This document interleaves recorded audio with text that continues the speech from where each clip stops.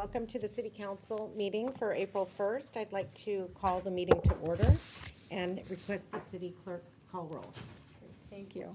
We'll start off with Councilmember Helderschelt. Here. Councilor Mendoza. Here. Councilmember Bercucci. Here. Mayor Bernasconi is excused, and Vice Mayor Albert. Here. Thank you. Okay, before we start, can the city clerk please announce the meeting procedures? Pledge of Allegiance. Oh, Pledge of Allegiance. We will start with Pledge of Allegiance. Thank you. And I'd like to ask Lauren Meeks Harris to lead us in the Pledge of Allegiance. Could everybody who's able to stand, please stand? I pledge allegiance to the flag of the United States of America and to the republic for which it stands, one nation, under God, indivisible, with liberty and justice for all. Thank you. Okay, now we will have the city clerk announce the meeting procedures. Great, thank you. Good evening, everyone, and welcome to the City of Roseville's City Council meeting and Housing Authority meeting. Agendas are available at the end of the staff table to your left or on our city's website. All comments from the public should be directed to the City Council and not to any member of the audience or staff. All speakers must speak from the podium as this meeting is being recorded tonight. Please note that due to streaming from a temporary location outside of our regular council chambers, we may experience a brief lapse from one item to the next and when calling for public comment. We look forward to returning to our council chambers in spring of 2026 and appreciate your patience and understanding as we work to ensure a smooth experience while in this temporary location. For items that are not on the agenda, members of the public may address the City Council regarding any item not listed on tonight's agenda and within the subject matter jurisdiction of our City Council. Public comment is limited to 25 minutes for the first segment, and each speaker will have 3 minutes to express their comments. If the time limitation is reached in the first segment, individuals will have a second opportunity for public comment at the end of the meeting just prior to council comment. Yes, thank you. The Brown Act does prohibit our City Council from discussing, debating, or taking action on items that are not listed on the agenda. For those items that do appear on the agenda, the Brown Act does allow the public to speak on all items that are listed on tonight's agenda. Speakers will have 5 minutes to provide input that should be relevant to the item that is being considered tonight. When time will be monitored, and once the red light begins to blink at the podium, we ask that the speaker please conclude their comments. The City Council encourages public participation and requests that you be courteous during the meeting. Lastly, if addressing the City Council, please consider stating your name for the record. With that, thank you for being here tonight and for participating in the City of Roseville City Council meeting. Welcome to Roseville. Okay, thank you. We're going to get started with 3 proclamations. So I'm going to meet Alika Williams. Akila, I'm so sorry. Akila Williams at the podium up here, and we will do the first presentation for fair housing.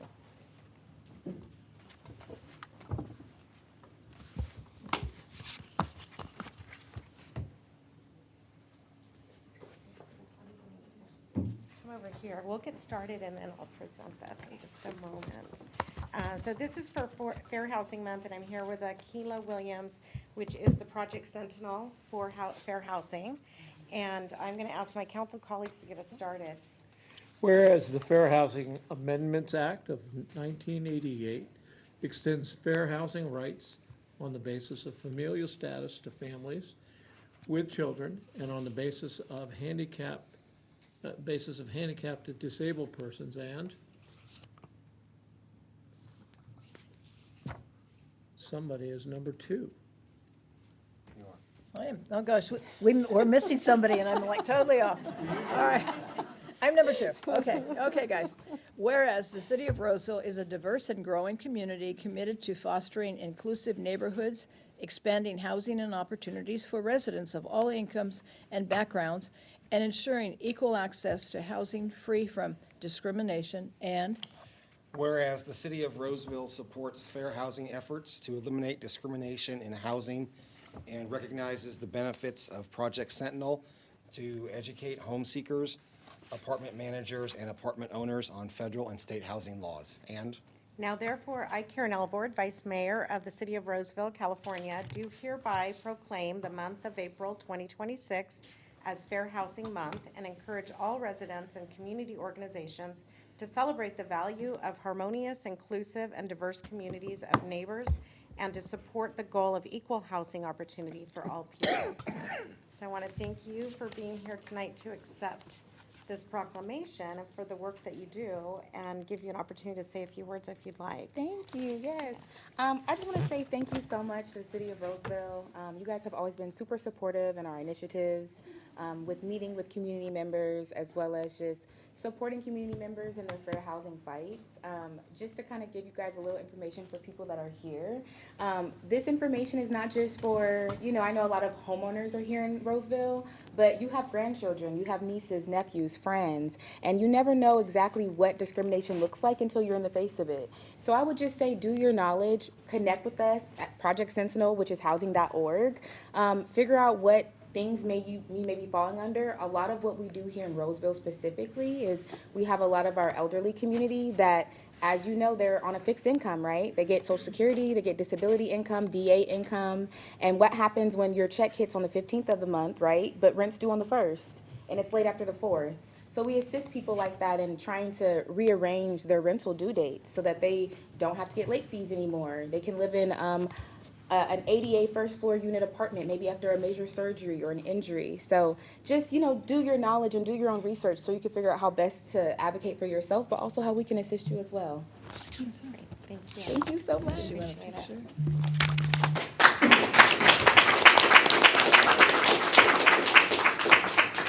So for our next one, we have an exciting celebration for the Roseville Press Tribune, reaching 120 years. And I'd like to invite John Love, our regional publisher, and I think, are you here with some of your management team? I do. I have If you'd my like to join us. Editor, I know Bill. it's very tight in here, but you're welcome to Assistant come up Editor, if you'd Stacy. like.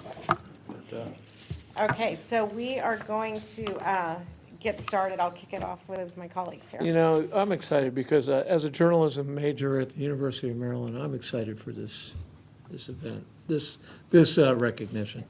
Whereas the Roseville Press Tribune has roots tracing back to the early 20th century with the establishment of the Roseville Register in 1906 and the Roseville Tribune in 1908, which merged in April 1923 to form the Roseville Tribune and Register. And whereas for more than a century, the Press Tribune has served as the paper of record for the city, documenting the transformation of Roseville from a railroad junction community to a thriving regional hub. And Whereas through its editorial leadership and community engagement, including its 100th anniversary celebration, highlighting historic stories, photographs, and personal reflections, the Press Tribune has strengthened civic pride and preserved the shared heritage of Roseville. And Now therefore be it resolved by the Council of the City of Roseville, California, that Roseville Press Tribune be recognized and commended for its longstanding service to the community and its enduring role in documenting and shaping the history of Roseville.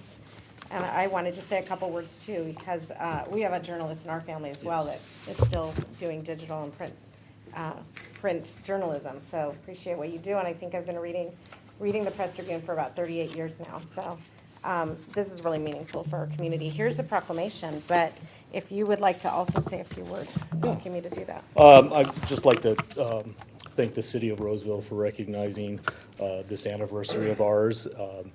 I've been in the industry for about this is my 36th year, so I'm a little over a third or a quarter away of this, and of how old the Tribune is. I've got our editorial staff here, Bill Poindexter, our editor, and Stacy Adams, our assistant editor. And it takes a lot of work to keep a newspaper alive. And we plan to, it's been 120 years, so I hope it's another 120 that we can celebrate. You may read it in a different form, but we're here, and I just want to make a little pitch. So those that, if you don't read the Roseville Press Tribune, you can find us easily online or in those yellow racks that are throughout the area of Roseville. And, but yeah, online you can go to the RosevillePressTribune.com, and we welcome any of you to become readers of ours if you're not current readers. So thank you once again. So thank you for being here.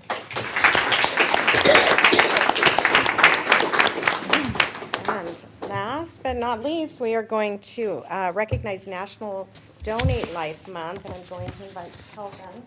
Is it Cal? Cal, okay. He's Senior External Affairs Coordinator with the Sierra Donor Services. So I will have my colleagues Want to come join me, Yes. thank you kick so us much. off? You have gifts for us? I actually have these donor dots here. I'm hoping we can maybe have a photo op and take some photos with anyone who wants to wear this, hold the signs up. We can But, do that. yeah. Well, Yeah. And we can offer And we can do pictures the for other- you the also other rest, when we're yeah. done with these, yeah. Yeah. Whereas more than 100,000 Americans and nearly 19,000 Californians are currently on the National Transplant Waiting List, and Whereas Sierra Donor Services serve at the center of a dynamic interconnected system that involves donor families, local hospitals, and transplant centers across Northern California, including the greater Sacramento region in a delicate and time-sensitive mission of saving lives through transplant, and Whereas organ transplants have directly impacted the lives of Roseville residents, as several transplant recipients live in Roseville and continue to spread the importance of registering to become an organ, eye, and tissue donor. Now therefore, I, Karen Alvord, Vice Mayor of the City of Roseville, California, do hereby proclaim April 2026 as National Donate Life Month and encourage all residents to register their decision to be an organ, eye, and tissue donor in the National Donate Life Registry at donatelifecalifornia.org or at your local California DMV. So thank you. I have a neighbor who's alive through a transplant, so I appreciate what you do. Thank you so much for sharing the story. Yeah. And I will step not too far aside because there's Oh, no no room, worries. but I'll Oh, give you the mic. absolutely. On behalf of Sierra Donor Services, we want to thank the City of Roseville for this proclamation. A little bit about Sierra Donor Services. We're the local nonprofit organ donation organization located in West Sacramento, but we serve nearly 3 million people across 13 counties in Northern California and Nevada. So what's the need? Right now, over 100,000 people are waiting for a life-saving transplant. 20,000 of them are right here in our very own state of California. So this represents an urgent need, and we are encouraging people to have the conversations with your friends, your loved ones, your neighbors. The numbers don't just stop there. Every 18 minutes, another person is added onto that waiting list. And unfortunately, we go to bed knowing 16 people die because an organ just wasn't available. My dad was on transplant waiting list about 13 years ago, and he was diagnosed with end-stage liver disease, and he was immediately placed on the transplant waiting list. I remember going to all of his doctor appointments, his ER visits, his ICU admissions, and he was just waiting for that call that eventually never came. So after about a year of waiting, he unfortunately didn't make it and passed away, and so I just don't want another family to be a victim of that experience. So again, I highly encourage you to have those meaningful conversations with family and friends and consider registering to be a donor. I don't know if we have enough time, but I would love to invite Lauren to maybe say a few words. Did you want to share a little bit? Just a little bit, just because I have been a part of this community, and I just would like to say thank you for allowing me to be. I wouldn't be here, I would have never been able to be a part of the advisory commission. As one of the many commissions you can join here in the city. I would have never been a part of the county. I've never would have been a part of giving back every day. And think about, I had a kidney transplant. I needed one when I was 12 years old. Imagine if I had died like Calvin's father when I was 12 years old. I wouldn't have been able to give back, be able to be part of ensuring that people actually have been a part of helping people get housing. I have been a part of people being able to learn how to read a newspaper.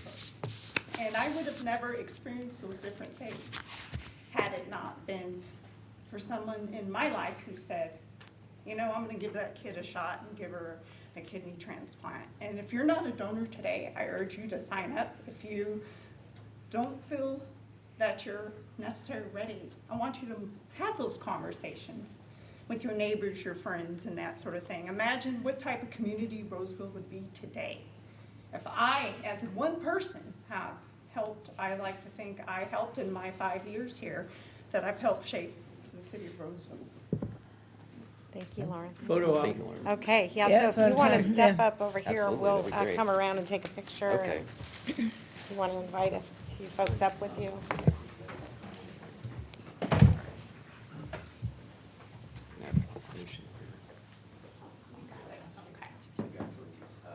Pink order dot signs.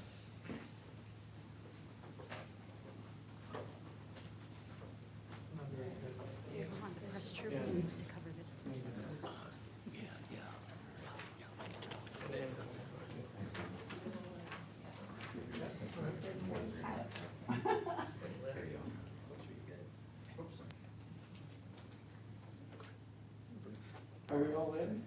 Can we all get in? I didn't cut anybody's heads off. Our donor sign. Or the donor sign. Thank you all. Thank you so much. Congratulations. Thank you. Appreciate that so much.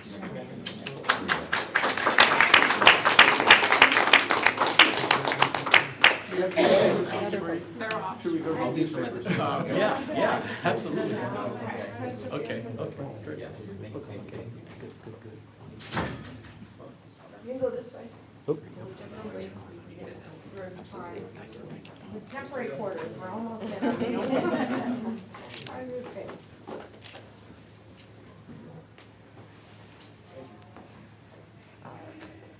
One, two. All righty, thank you. How do you make a phone call on that?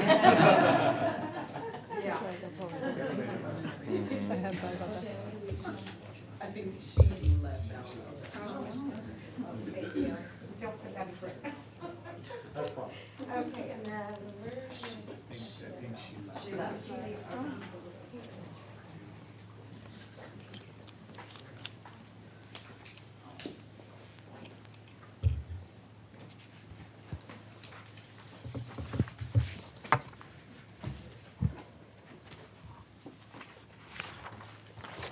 Okay, next on our agenda, we're going to move to public comments.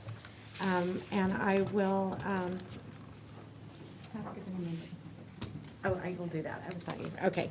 Does anybody in the public have any public comments that they'd like to speak? We don't have any slips? That's a first. Okay. Okay, not seeing any. We do have another opportunity at the end of the meeting, but we're going to move to the consent calendar. So I'll request the clerk announce the procedures for the consent calendar. Thank you. So consent calendar items are considered routine in nature and approved by one motion of our city council. An item may be pulled for further discussion from either the council, staff, or a member of the public. At this time, no request has been made from either council or from staff. Is there any member of the public that would like to pull an item from the consent calendar for further discussion tonight? Okay. Seeing none, Vice Mayor, we do have on consent calendars items 4 through 17. If I can please have a motion to approve. Move the consent calendar? Thank you. Second? Thank you. We have a motion on the floor with a second. We'll start our roll call with Councilmember Haudashelt, Yes. Councilor Mendoza. Yes. Councilmember Rakucci. Yes. And Vice Mayor Albert. Yes. Thank you. Motion passes. Okay, and we've got some presentations tonight, so we're going to start with our park naming policy. And we have our Parks Director, Jill Geller, and Tara, here to present for us.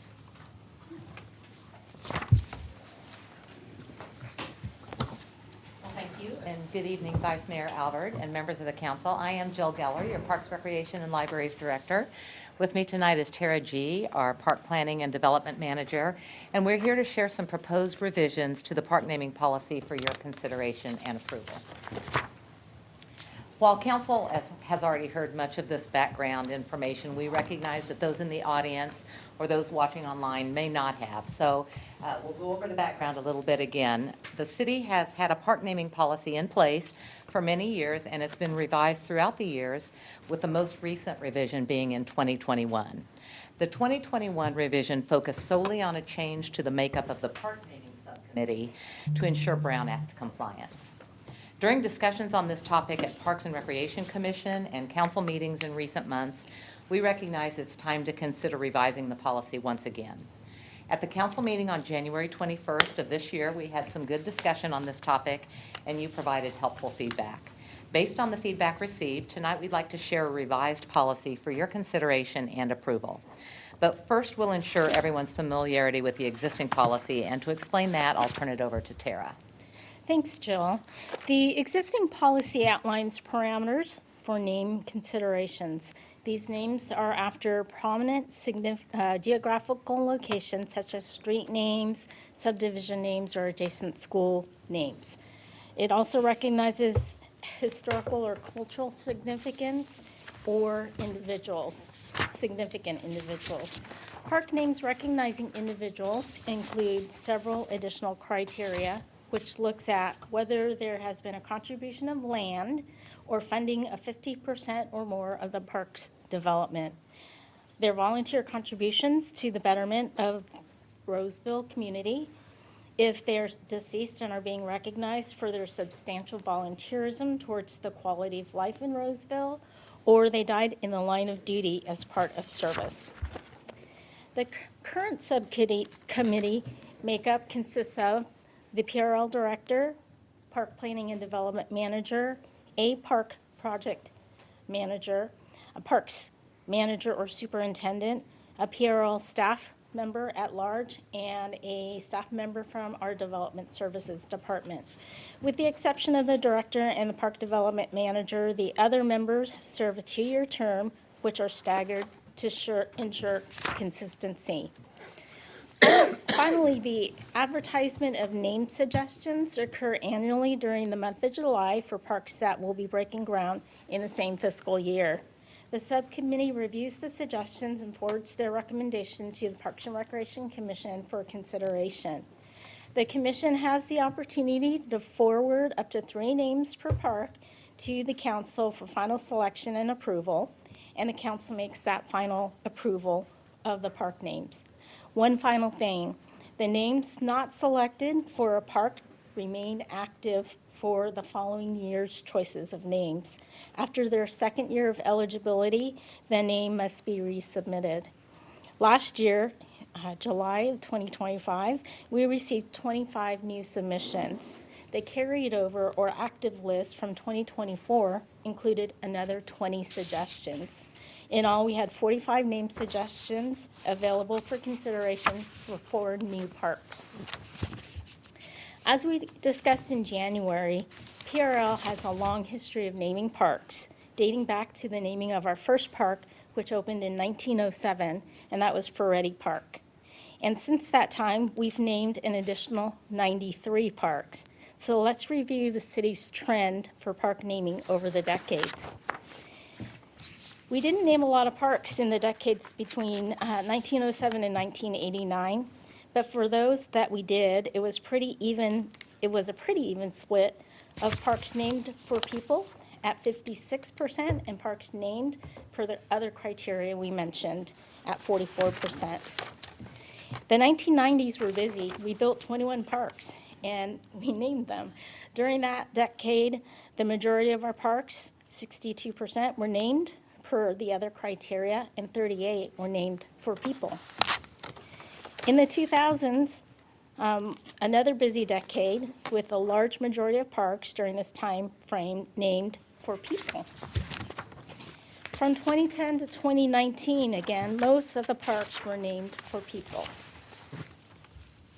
And in the 2020s, it's been fairly even, with 57% of our parks being named per other criteria and 43% being named for people.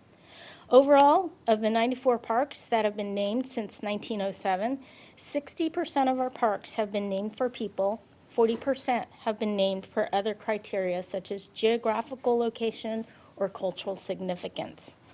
We heard from you in January that you appreciated having the options to name parks after people or to name parks after other criteria. It was mentioned that we might desire to sustain a balance of parks named, again, for people and parks named per the other criteria. Now back to Jill. So I'll talk about the proposed policy.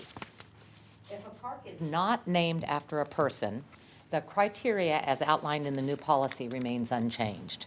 It states that the name of a park should take into consideration the past, present, and future use of the land and our relationship to it.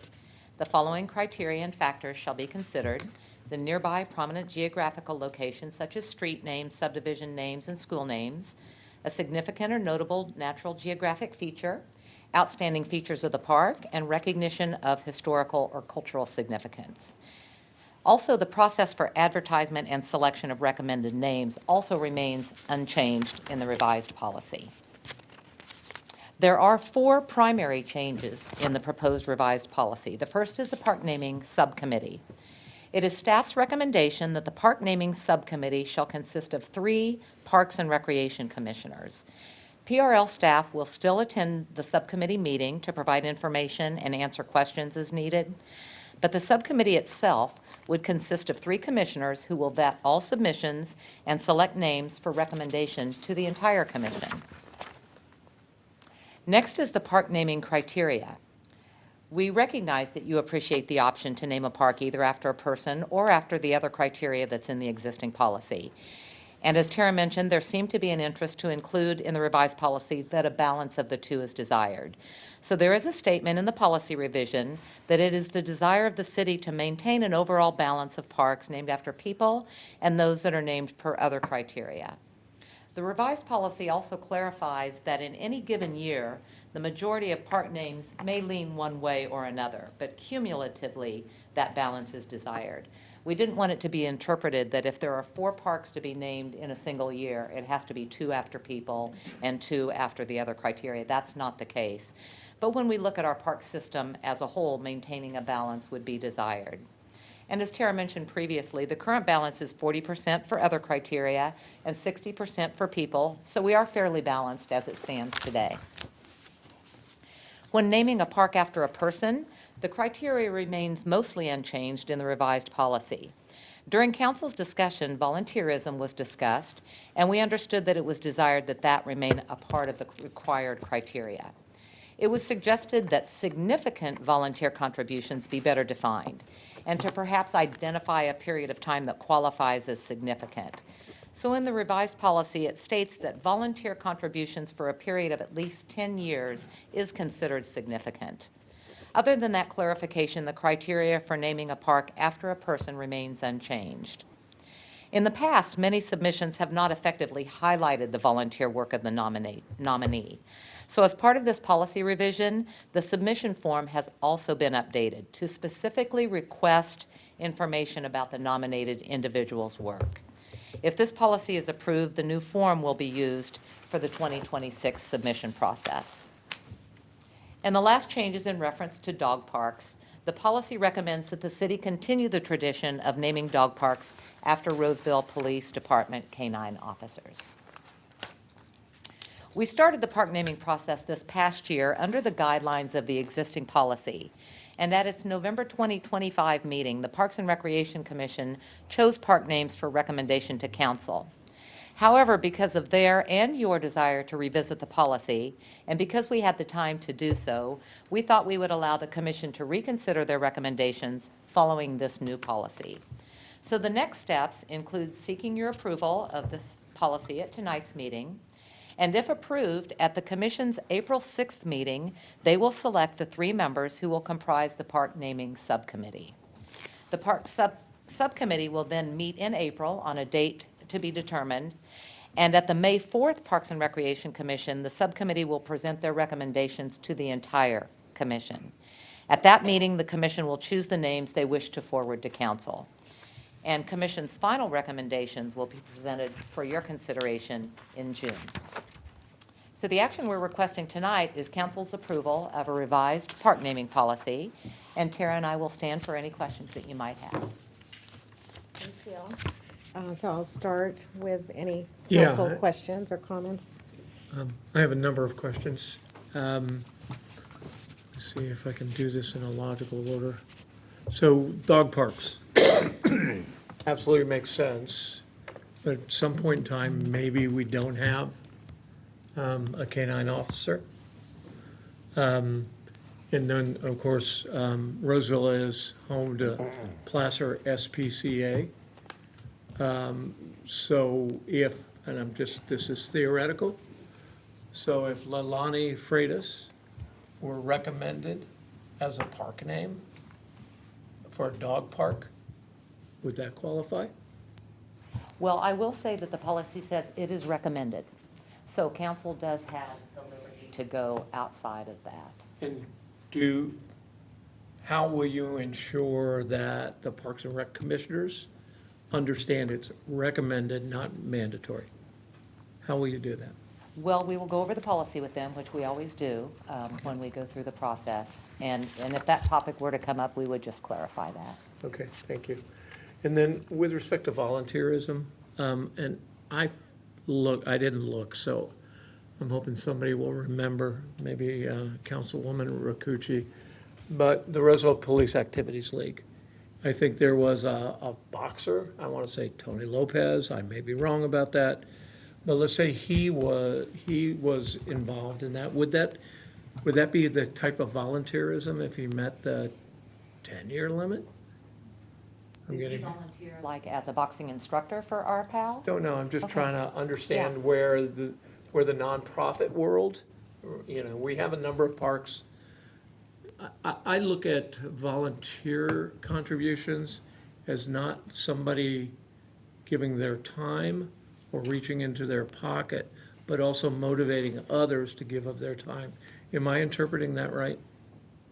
I think so, and I think it's going to depend on how the submission is written. If they can cite those types of things, that volunteerism was significant, then that would be considered. Okay, I just wanted to make sure that I understood what I was reading, how I was reading it broadly, was the way in which planning commissioners who are, sorry, I keep going to planning commissioners, park and recreation commissioners who are reviewing these applications would view it. And I just, if there's some language in there or that would strengthen that, because we have a lot of nonprofits in the city that do incredible work and contribute. I mean, to go further, that result in a public benefit and improve the quality of life for Roseville residents. So that's why I interpret that more broadly than, folks that have, they could be earning a salary and be a business person, but they have charitable initiatives that they support and get behind. And I think of the Boys and Girls Club and where in Roseville, is it Roseville Heights or Los Cerritos? Council Roseville Heights? And I think of that for an example. Okay, I think those were my questions. Thank you. Any other questions? Yeah, I had a few, and I was gonna kind of go off here, some of the things that Bruce said. Like the dog park, do we have a lot of canine dogs still alive? I mean, I know this sounds silly, but I'm happy with what we're doing, and if comes a day that we don't have any dogs, I'm open to looking at, something that's, somebody from SPCA or somebody who does, something with animals. But for right now, I'm okay with, until we don't have any more dogs or cats. I'm open to cats. I like cats. But it's a dog park, I know. I can't, they won't like being called a cat name. No. Okay, then my other question, that was it. I just want to make sure that's fine looking, but I think we're okay for. I think there is some leeway in the policy for that, and also, should that time come, we can also revisit the policy Yeah. at any time the council would choose to. Okay. And you're talking about having 3 persons on this committee that are from Park and Rec. Right now, you have what, like 6? There's a bunch? We have 8, including our youth commissioner.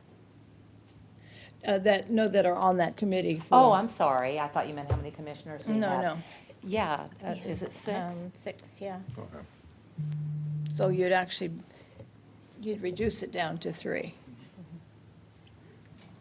Do you have, I'm just wondering if, and I understand what you were saying about there might be others that would be at the meetings that could be advising or giving some ideas. I just was wondering maybe if one of our other staff members should be there too. I mean, that are park, I'm just throwing that out, it just, 3 Staff is. members, per the proposed policy, staff members will be there at the meeting, but they will not be part of the selection process. They will be there to answer questions, to provide guidance, but the 3 commissioners are the subcommittee that makes the recommendation to the full commission Okay. per this proposed policy. And then I just had, the parks that have non-persons' names, do they have statements in the back? And who picks that? It's a standard quote, if you will. So any name that has geographical or cultural significance has a standard name, a standard quote, and the names or the parks that are named after somebody is a quote from that person. Yeah, I knew Yeah. about the individuals, but I wasn't quite sure of the others. Yeah. Is that the quote? Yeah, if you can show slide 3. And the park naming committee is the one who picks that statement? That statement is, again, standard. If there was a desire to change it, we can certainly discuss Oh, no, that. but what you're saying, that goes on everybody's? That goes on all the parks named after a Objects or something? geographical Okay, location. Same one? Yes. Okay. And just one other thing, it's kind of, I saw that on it that you were talking about somebody who died with the city. How did, I'm thinking of something similar, but not exactly, but there are a lot of times people who aren't picked for it, you know, like you said, there's like 40 people that you had for 2 or 3 parks.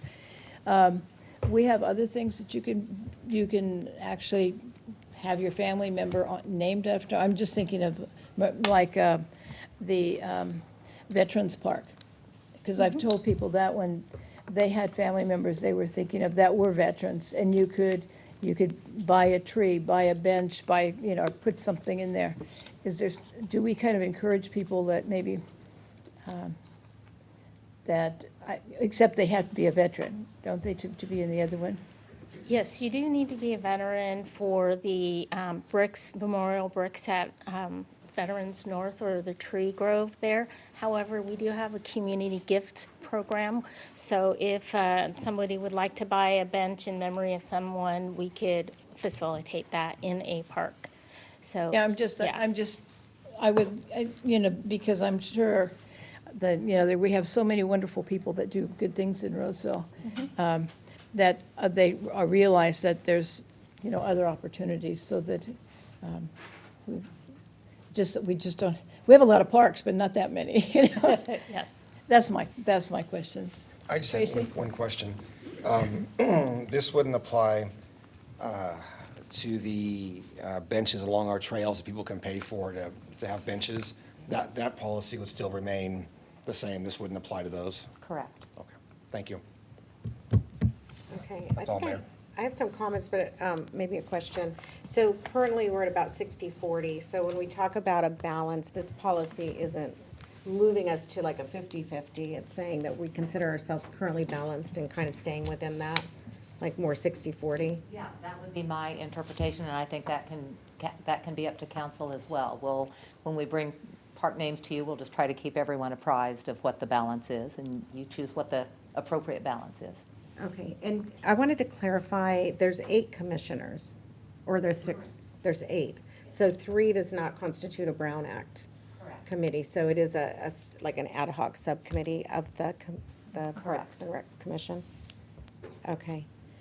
I don't interpret, maybe this is more comments, so maybe I'll hold my comments for after public comment. I don't think it's a question. So we will move to, Vice Mayor, what? I just want to get a clarification on Councilwoman Rakucci's question. Currently, there are no Parks and Rec commissioners on the selection committee, is that right? It is just staff? That's correct. Okay. I think I heard you answering that question as if all of the commissioners were on that committee, and none of them are. Currently, No. this would create a situation where 3 of the Parks and Rec commissioners would be on a subcommittee that would recommend to the entire Parks and Rec Commission and then come. Thank you. Just wanted to make sure I was understanding the conversation. Thank you, Vice Mayor. Okay, thank you. Any other questions? Or maybe it should be stated too, if we put a council member on it, then we'd have problems with the Brown Act? Okay, because it's not like we're not interested in being on a committee, but it just causes a lot more complications. Okay. So now is an opportunity for the public to comment, so I'll open up public comment. Is there anyone that would like to comment on this topic? Yeah.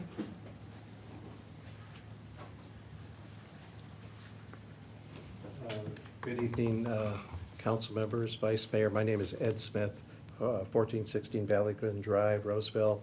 I do represent one of the applicants for the park naming, and I think staff's done a great job of clarifying some issues that I had that related whether the new policy, if you adopt it today, will be applied retroactively or prospectively, and the impression I have is that it will be applied, the new standard will be applied to the current applicants, that it will be resubmitted to the planning commit, or to the Parks and Rec Commission, and based on the new criteria.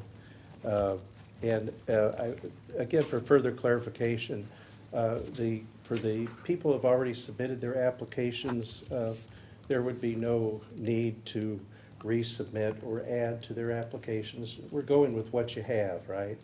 And then applying the new criteria to the existing pool, is my understanding.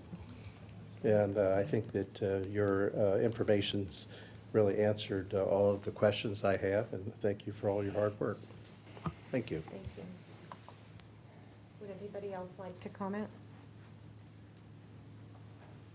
Okay, so not seeing any, we'll close public comment, and then I will open it back up to the council for any additional questions or comments. I have one more question, but I can't find it. Do you want me to move over here while you're looking? Yeah, thank you. Okay. The only one comment I had, it's something that you brought up, Karen, that we're talking about having parks named after people or parks named after areas. I prefer that it didn't have to be 50-50.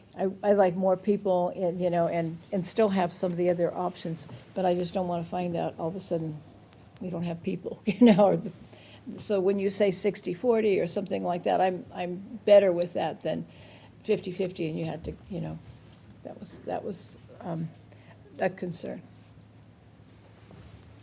Thank you. No comments. Councilmember Mendoza, did you have? No other comments. I have a question, and I tried to look this up.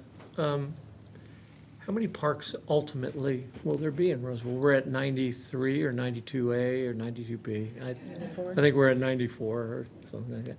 How many, do we get to 130 at some point in time? Currently 120 at Okay. build out. Tried to look it up, but ChatGPT failed me, okay? And then something, what's the policy with respect to veterans? I thought there was something in here that, and I can't find it. I'm looking at the It is in here. policy. It's on page 2. It's on the second page of the policy, if you have it in front of you, Bruce, second paragraph from the bottom. Would you like me to read it aloud?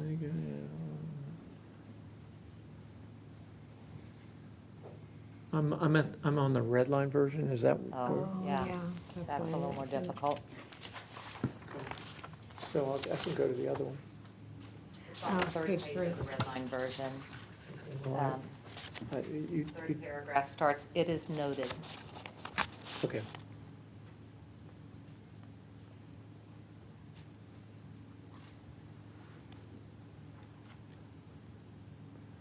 Well, I think you answered,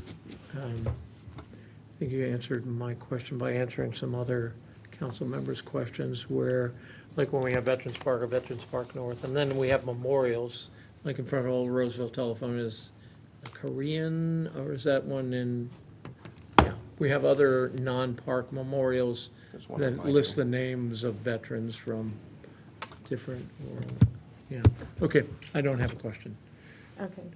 I have some comments, and maybe it leads to a question or some discussion with the council.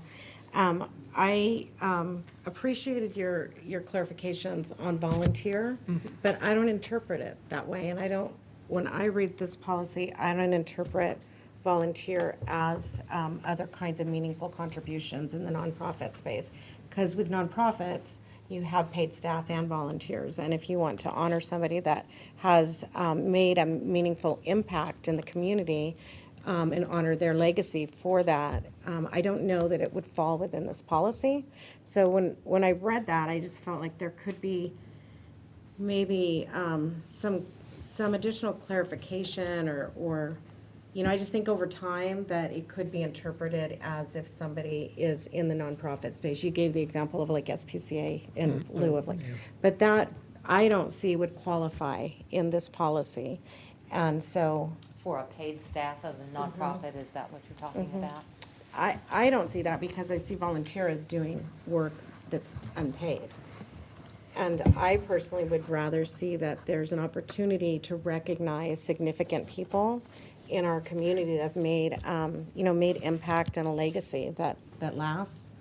And that there be an opportunity to not be misinterpreted. Because I don't know that if I was on the commission or on staff, I would interpret that someone would qualify under this policy.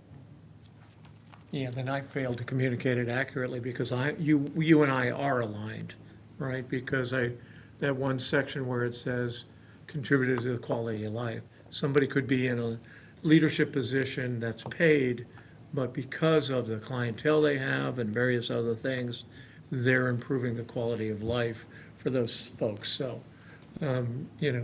whether they're in a paid position or, whether they support it, I want it to be interpreted more broadly. So I think we're aligned on that. Or sometimes, if the person might do real well in whatever their profession is, but they might also be doing something out of their profession. Doing something Philanthropic. with kids, philanthropic things, so that they, as an all-around person, and doing something maybe unique that's, it's special in their neighborhood and in the city to be seen as. So I'm But hearing that a would coup- still be the same thing of doing. So I think Special. like when I see on the second bullet on page 2, under the criteria, the park names may also recognize significant individuals. The person has made significant volunteer. I would personally prefer that it say volunteer or community contributions, or something that expands, that it does not preclude somebody who is paid to, to serve in a community impact way from being recognized for the legacy that they made in the community. I'm processing to try to think To how understand to what- word that. Again, having sat on that subcommittee for several years, again, how do we judge that? Say what you said again, if you would, Karen. So it currently says the person has made significant volunteer contributions for a period of at least 10 years, comma, and I do like the addition of that, that resulted in a public benefit and improved quality of life of Roseville residents. And I'm suggesting that that volunteer have a broader expansion than just volunteer, and that the focus really is on that it resulted in a public benefit and improved quality of life. So I've been reflecting also what that could look like. I think if it's something the person has made a significant volunteer or community contributions, or there may be a better way to say that my colleagues, if you understand what I'm getting at. I just don't think it should be limited to volunteers. So something like a unique or extraordinary contribution to the quality of life. Does philanthropic cover it? So if a business has a charitable trust or other things like that, and that charitable trust works to improve the quality of life of the community, or, they employ people in the community, I think we have a park, John L. Sullivan Park. They may, they may have a charitable trust. They certainly employ people. They've benefited to the quality of life of the city of Roseville and its residents. So, I think that's why I was talking about the broadest interpretation of volunteer contribution. So would volunteer or philanthropic contributions get us there? Or community. I'm community. thinking legacy. I wonder if Okay. it's volunteer or legacy contributions. I hope the Parks and Rec commissioners who are on this are watching us. I guess that's what I would like to see, that, you're recognizing somebody for long-term impact. And to me, that's a legacy of impact. It's not, so which is why I like the length of 10 years added to the policy, because you're looking for something significant over a period of time. To me, philanthropic also goes, it depends on how you define that. It could be fundraising, it could be, broader to your definition. Well, I like community because it it is pure at heart. I guess that's the best way to say it. It's not as if somebody, was making contributions so they could get their name on something somewhere someday, right? So that's why I think community, I like what you're saying, and I think I have every bit of faith that what we've discussed will get conveyed to those who are choosing and recommend names to us, so. If I can jump in for a second, so I've been looking at definitions of words, because that's what lawyers do, they look at definitions of words. There we go. There we go. Volunteer does mean to serve without compensation, so I agree with your interpretation that I would interpret it to be only someone that didn't serve. Philanthropic is actions, organizations, or people devoted to helping others, typically by donating money, time, or resources to promote human welfare. So I think that kind of gets to your, I don't like the word legacy, though, because I think that's going to be a little bit more difficult to define what a legacy is. I think community would be fine, too. And looking at the policy, I don't know, let's say a council member that's been on the council for 30 years or something like that. I don't think the current policy would kind of encompass that, because there is compensation related to that, even though it's very small. So philanthropic might work, community might work, if you're trying to get away from pure volunteerism. Okay, thank you. Philanthropic sounds like a word that encompasses that kind of thought, because when you're talking, I'm thinking of people who maybe even started a business or did something that was extremely unusual and made a difference of coming into community and doing that. And philanthropic may fit that. So what if we added all those words and said the person has made significant volunteer, philanthropic, or community contributions for a period of at least 10 years, and so on. I like that. Yeah. And it's more clear. Yep. Okay. Yeah, I do like that.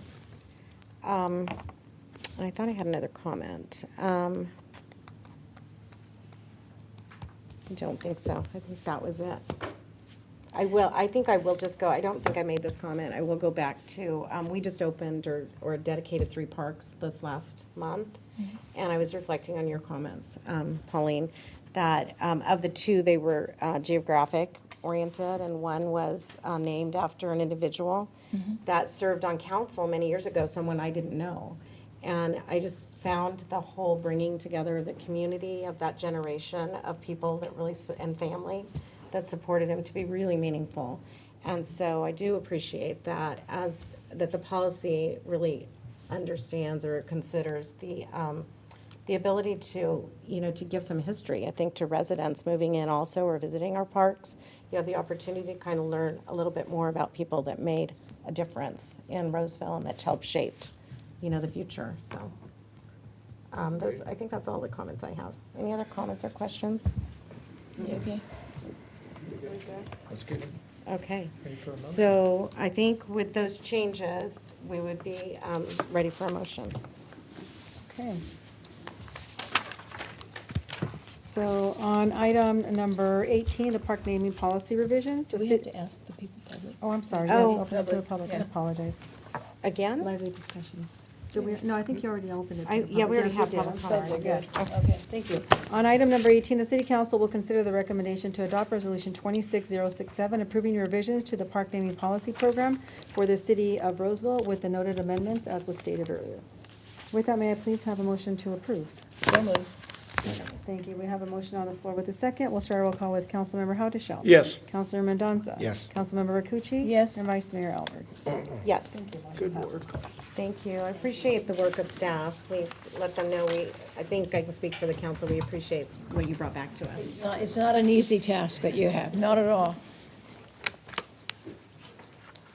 Okay, we have, next up, environmental utilities department staff to make a presentation on the water form agreement 2050. I think they're on their way from outside. We got blocked. We have a TSA line out there.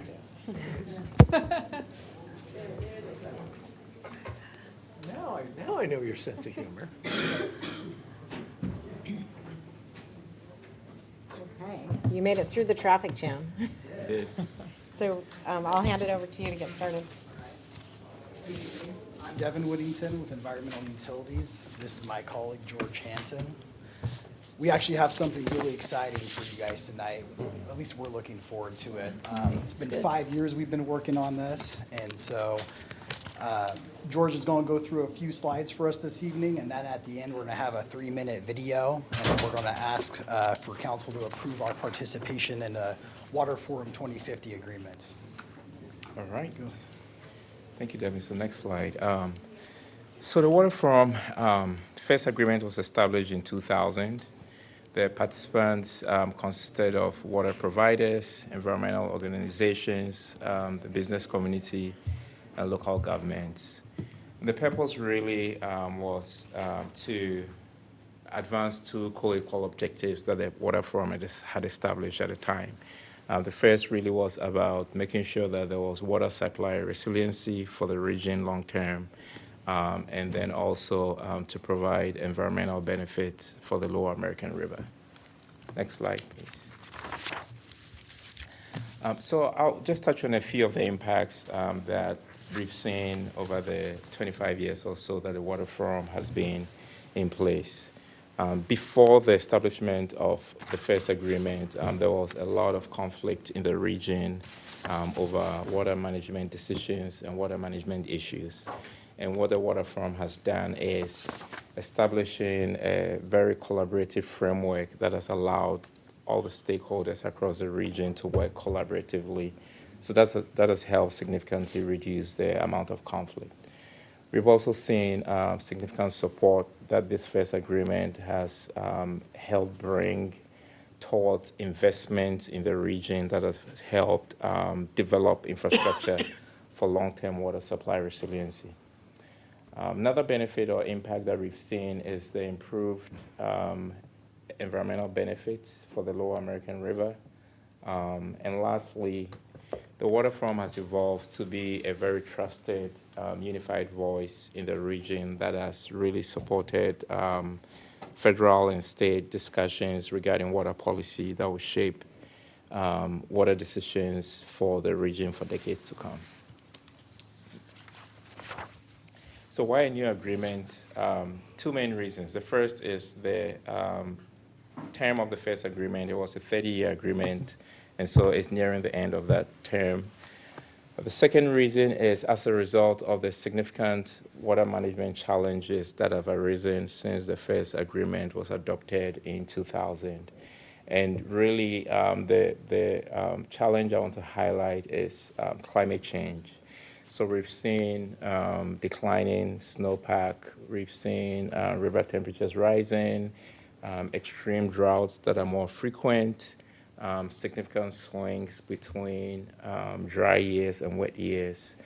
And so this 2050 agreement has been structured to help mitigate those climate change impacts, but would definitely carry the framework of successful collaboration that the initial agreement had as part of this 2050 agreement.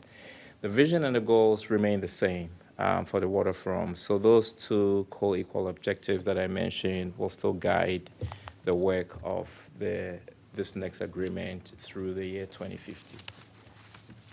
Next slide. So there are 5 interrelated program areas that have carried over from the first agreement, and then there's an overarching program area that has been added to this agreement. So stepping through these briefly, the first is the management of the American River flows and operations. The second program area focuses on improving American River corridor health. The third is centered around sustainability, regional water supply sustainability. The fourth program area will continue to make investments in science monitoring and decision support. The fifth area is in relation to establishing the governance and the funding and the administrative structures that are required to support this program through 2050. And then the new area that has been added that kind of ties all of this together is the American River Climate Adaptation Program.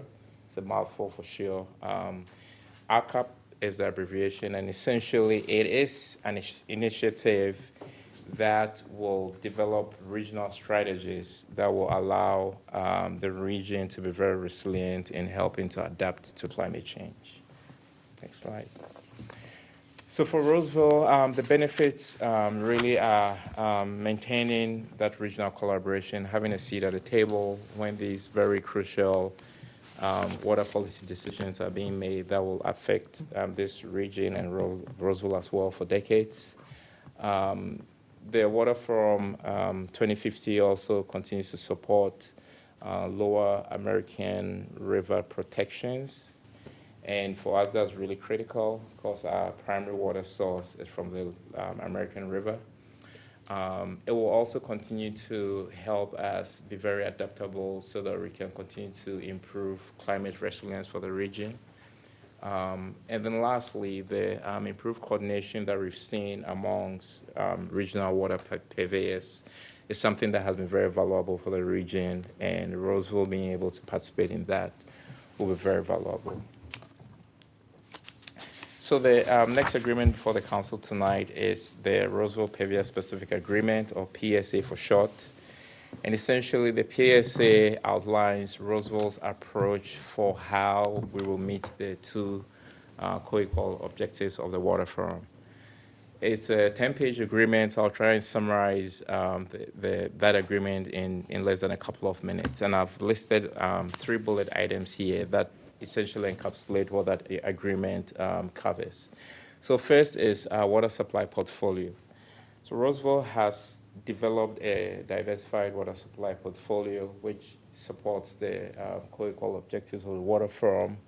We have our primary water supply sources, 2 surface water supply contracts. Then we have supplementary water supply sources from our aquifer storage and recovery program that we're continuing to expand. It allows us to bank water in wet years and then leverage those supplies during dry years. We have interties, 17 interties with neighboring agencies that allow us to access water supplies in an emergency and provides operational flexibility for us. And then also we've continued to invest in recycled water. And so we're, on an annual basis, we're able to produce about 3.8 thousand acre-feet of recycled water to support irrigation demands.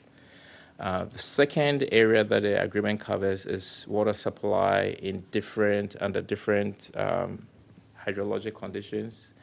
And so in summary, what that describes is that in wet years, Roseville, in wet years and in normal years, will typically use our surface water supplies.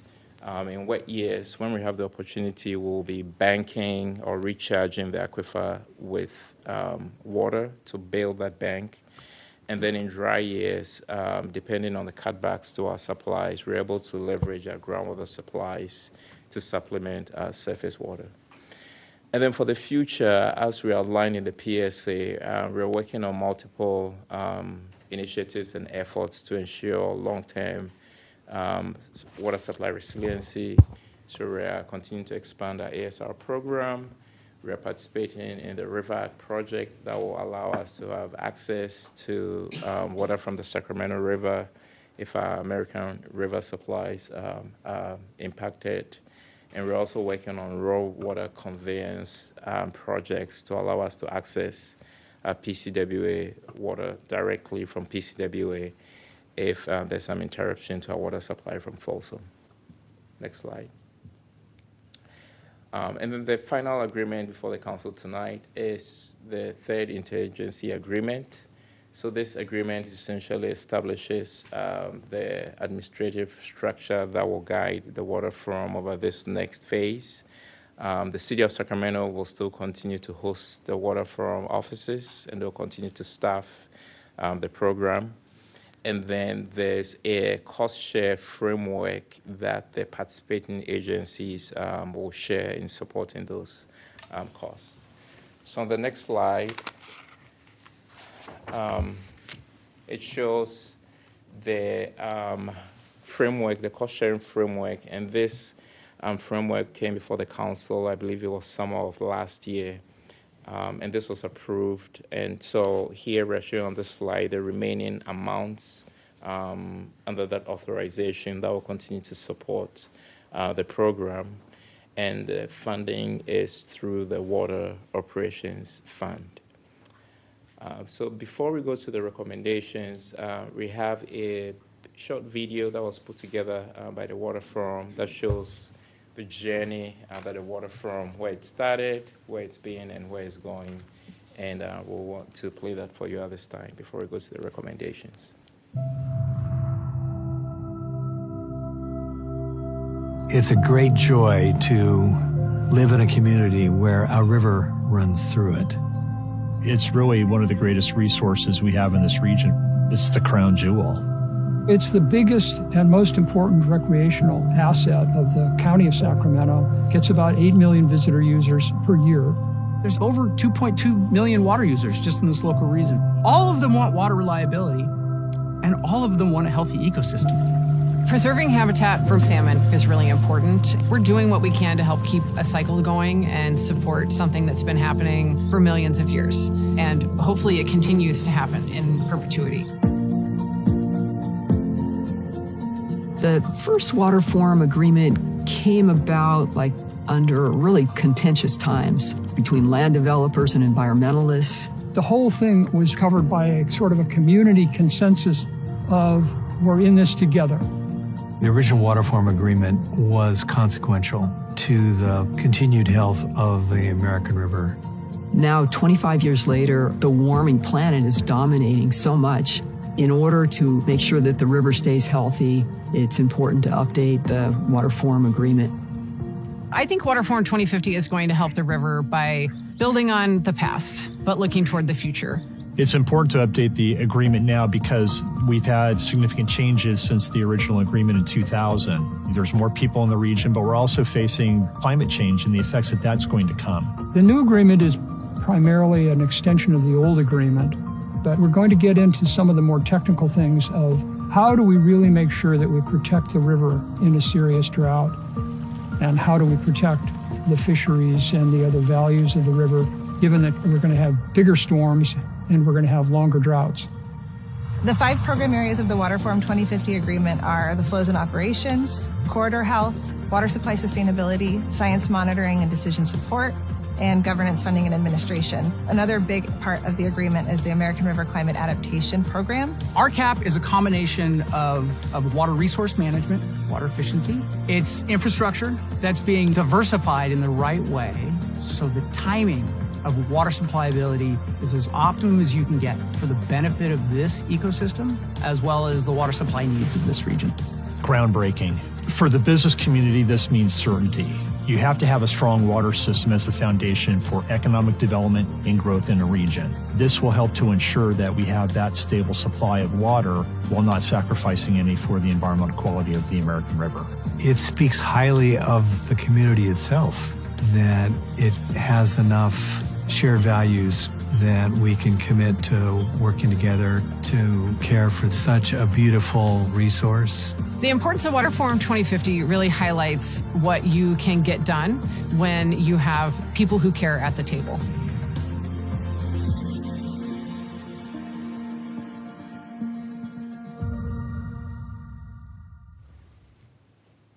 I think that's the final slide. So the recommendations, there are 3 recommendations. Staff recommends City Council adopt a resolution to approve the Water Forum Agreement 2050 and the Memorandum of Understanding for Water Forum 2050. Recommend approval of the Pavia-specific agreement, and recommend approval of the 3rd interagency agreement for the administration and management of the Water Forum, and authorize the city manager to execute them on behalf of the city of Roseville. Thank you. Thank you. So at this time, does council have any questions? I only have comments, so I'll wait. Okay, so we'll open it up to public comment. Would anybody like to comment on this item? Okay, seeing none, we'll close public comment, and we'll move back to council questions or comments. Do you want to? Yeah, just comments. You know, in a different century, I was involved in this with a different DeVore. Ryan's dad was in the city of Sacramento, right? County utilities, right? This is an incredible agreement that came about through collaboration. It has been the model for a lot of other collaborations where, yeah, I mean, it was a lengthy process. There were a lot of cookies involved, which is always a success. And the last thing I'll say is, you know, any organization that is led by a Casey, I noticed Ashley Casey is the executive director. I support. So. Thank you. Any other comments? Yeah, I was on city council when that first started in Roseville, and then actually we signed it just about when I went to PCWA. It's probably one of the best things that's ever happened. You've got groups that all felt that there's a great need for water, but had different diversified ideas on how to do it. And you had these people work together, and it wasn't like over a month, it was like 7 years. Right now it's been 3 or 4 years. This didn't happen overnight. It was a lot of hard work on everybody's part, and they did it.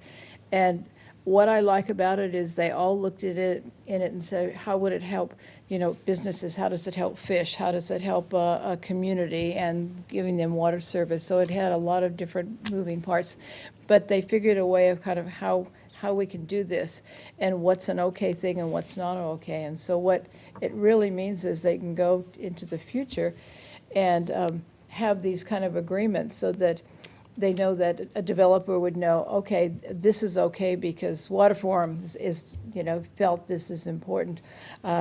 Or if you're taking care of aquatic, the fish, or are feeding migratory birds in a field, all those kind of they worked a lot of this out. And so the agreements is something that is really nice to have. And I know it says, it's funny, really nice to have, but they worked really hard and they really wanted something good for the community from different aspects, and they did it. And I'm so happy that, they're coming back and they look at what they could make changes, that they need to, or how to fine tune it and going into the future. And so I admire the people who were at those meetings and worked really hard on it, and worked with the cities and all the other entities to make this happen. So it's a good thing for us. That's it. Any comments? No. Okay, I would just add, great presentation. Yeah. I loved the video. I thought it really kind of brought home the level of collaboration and all of the different constituent groups and diversity coming together to protect our future. So thank you for sharing that. And at that, we'll move to the city clerk to read the motion.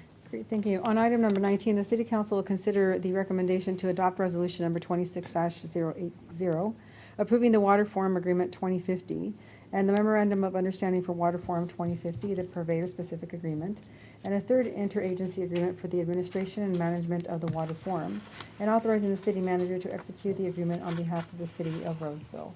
With that, may I please have a motion to approve? So moved. Second. We have a motion on the floor with the second.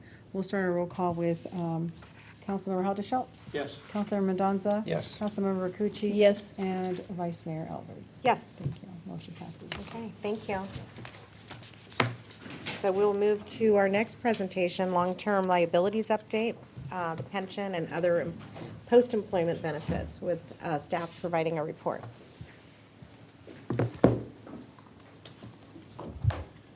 Good evening, Vice Mayor Albert and council members. I'm Dennis Kaufman, Assistant City Manager and Chief Financial Officer. And with me tonight is Scott Pettengill, Finance Director. This agenda item tonight is an update on the city's long-term liabilities for pensions and other post-employment benefits, or OPEB, which is the city's medical benefits for city retirees. This update is an important component of the city's budget development process each year, because pension and OPEB are significant employee benefit costs, and their related liabilities are significant on the city's balance sheet. Scott's going to provide the presentation for you tonight, and we will be available to answer any questions afterwards. Good evening, Vice Mayor, council members. I'll start with an update on our pensions, and then I'll conclude with an update on our OPEB long-term liabilities.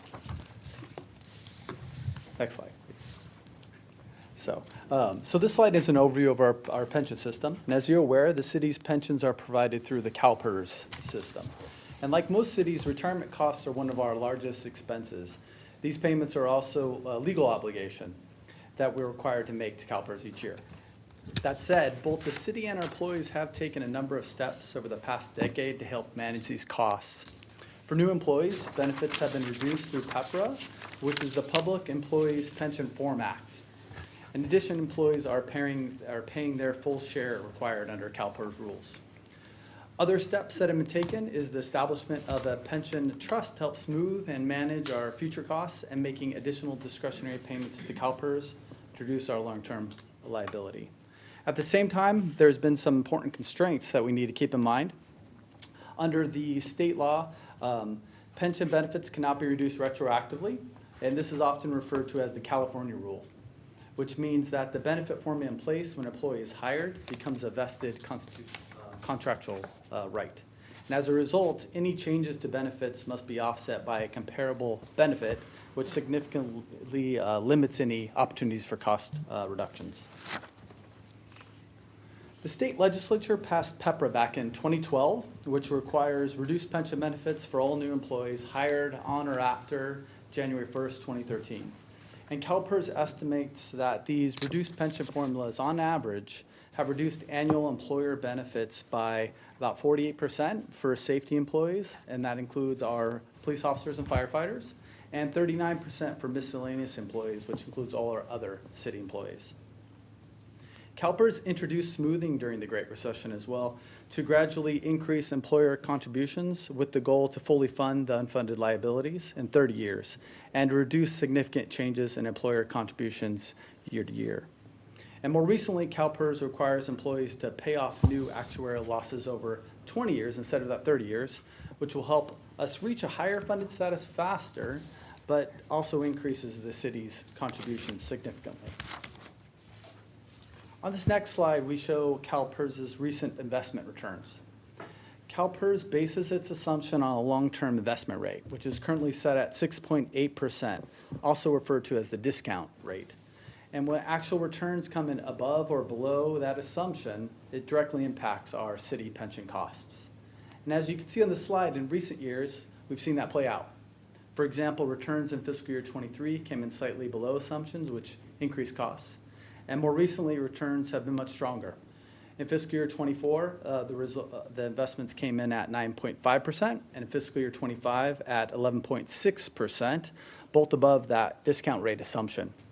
And both these strong returns have helped improve our funded status and reduce costs as well.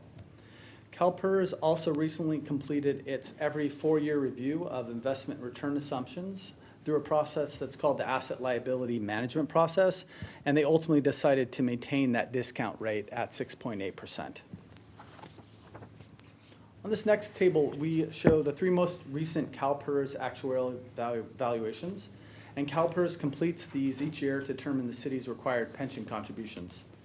One key term you'll see on the slide is called normal cost, and that's the cost of pension benefits that employees earn in the current year, expressed as a percentage of payroll. And there are 2 main takeaways from the slide.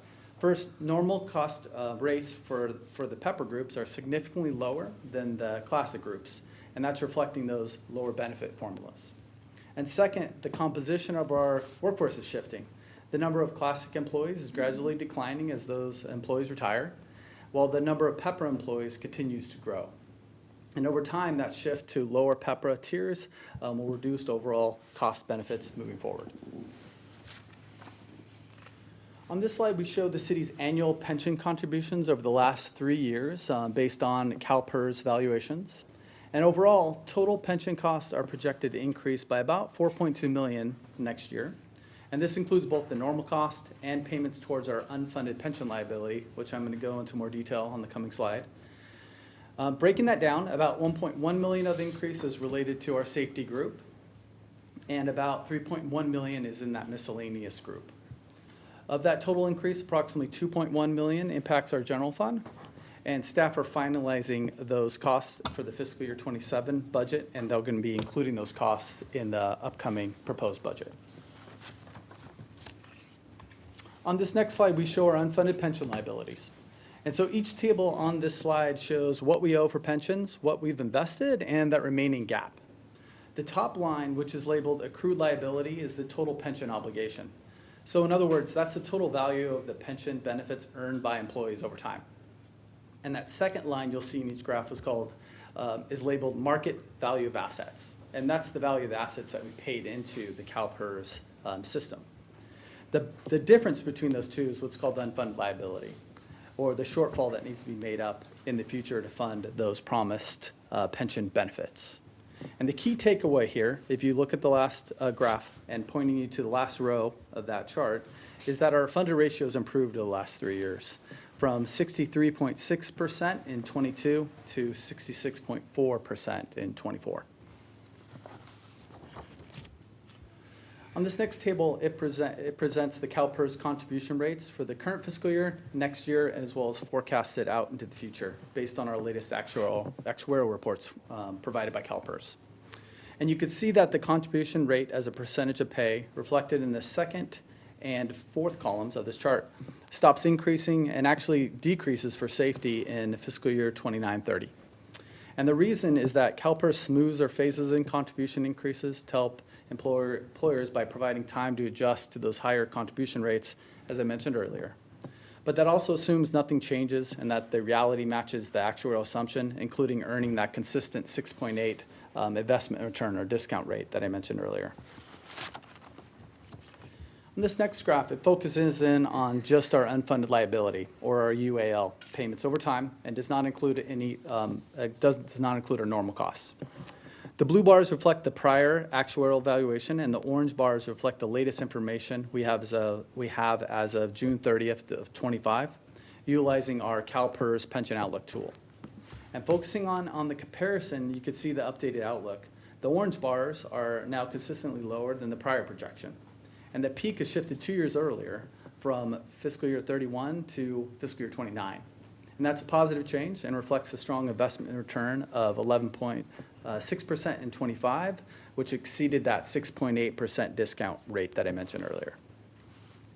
Also worth noting on this slide is that the overall pattern isn't new. Forecasts from about 5 years ago showed a similar peak of around 2030, so this has been a fairly consistent expectation. Looking how these payments are structured, CalPERS uses a layered amortization approach to spread out the cost, as I've mentioned previously here. Each year's gains or losses are spread over 20 years, so each year adds a new layer to the payment schedule, either increasing or decreasing future pension contributions. And this is also why our pension trust is so important, and it just gives us a tool to help manage these costs and smooth out any significant changes year to year, rather than making a sudden budget adjustment. So I just mentioned our pension trust a moment ago, and this slide provides a quick overview of it. The city established a trust under the section 115 of the Internal Revenue Code, which allows us to set aside funds in a tax-exempt trust specifically for pension obligations. And at a high level, this tool allows us to set aside resources today to help manage our future pension costs. And those funds are irrevocably committed just for pension purposes, and they can be used to help smooth out spikes in contribution rates over time. And it really just gives us some flexibility. Instead of having to absorb increases directly in the operating budget, we can use the trust to help manage those peaks more strategically. The city has funded the trust with $21.5 million in one-time resources, and we have the ability to continue contributing in the future when additional one-time funds are available, such as part of our year-end surpluses. On this next slide, we show how we're currently using our pension trust. We began at fiscal year 26, the current year, with a balance of about $24 million in the trust. And in the fiscal year 26 budget, we plan to use about $800,000 from the trust to help offset rising pension costs. That said, depending on how the year closes out here, we may not need to pull those funds out of the trust. Looking ahead for fiscal year 27, we do plan to continue using the pension trust as a tool to help us strategically manage our increasing pension costs and provide flexibility in how we fund those obligations within our budget. So in summary, here are a couple of takeaways in terms of our pension obligations. First, retirement costs are one of our largest city expenses, and pension payments are a legal obligation that we're required to fund. Second, both the city and our employees have been proactive in addressing these costs over time. The shift to PEPR tiers is helping improve the overall cost structure as more classic employees retire. And third, while costs have increased, the outlook has improved. The projected peak has moved earlier, and that means we expect those costs to begin declining sooner. Building on that, reducing the pension liability continues to be a key council priority. The council has already taken the important steps of adopting a pension funding policy, as well as establishing the pension trust. And staff will continue to bring forward recommendations for additional discretionary payments or ADPs and trust contributions when we have one-time funds available. So now I'm going to shift to our other post-employment benefits or retiree medical benefits. So we'll start with a little background here on our OPEB. The city established an OPEB trust fund over a decade ago now to set aside funds and invest resources to help pay for retiree medical benefits, similar to how we approach our pensions. And to manage these costs, retiree health benefits were reduced for newer employees, and the city council adopted a policy to fully fund the obligation over time. Every 2 years, an actuary evaluates the city's liability and determines the contributions needed to pay benefits and continue improving the plan's overall funded status. On this next slide, we outline how we fund the retiree medical benefits under our OPEB funding policy. We will continue to fund the base level of retiree medical benefits from operations, just as we've done historically. And the total costs now exceed the actuarially determined contribution. Therefore, the OPEB trust will now cover that portion above the actuarially determined amount. And for fiscal year 27, the actuarially determined contribution is about $11 million. On this next slide, we show the city's net OPEB obligation over the past 3 years. And starting with the most recent year, June 25, the total liability is about $239 million, with approximately $178 million set aside in the trust, resulting in a net obligation of about $61 million and a funded ratio of 74%. What's most important here is the trend you see. And over the past 3 years, while the total liability has increased modestly, the assets in the trust have grown at a faster pace. And as a result, the net obligation has decreased from about $83 million to $61 million, and the funded ratio is improved from 64% to 74%. And I also want to note here that the next biennial evaluation of our OPEB program will be completed this coming fall. So in closing, we are busy developing the fiscal year 27 proposed budget, consistent with the council's adopted pension and OPEB funding policies. And that includes continue to look for opportunities to make additional discretionary payments when one-time resources are available, and using pension trust strategically to help manage our costs. We'll also continue to prioritize reducing pension liabilities over time, consistent with council's direction once our reserve targets are met. And lastly, I just wanted to provide you a quick update of where we're at in terms of developing the fiscal year 27 budget. At the upcoming council meeting on April 15th, we'll be presenting you an update on vacant positions, as well as a report from our local sales tax oversight committee. On May 16th, we'll provide an overview of what will be included in our fiscal year 27 capital improvement program, as well as budget updates from the EU and electric departments. The proposed budget will be released on May 15th with a city council workshop scheduled on May 27th, and adoption will be scheduled for June 17th. And so this report is just an informational item, and this concludes our presentation, and we're happy to answer any questions you may have. Thank you. We'll start over here. Does anybody have questions? No. No. No? No, great presentation. Thank you. So we will open it up for public comment, if anybody would like to comment on this topic. And not seeing any public comment, we will close public comment. And this was informational only, so we have no motion for this, for the council. So we're going to move to public hearing and invite our housing authority up for the first item. I said I opened. So in case I didn't, I think I said this, but we will open public hearing with this presentation.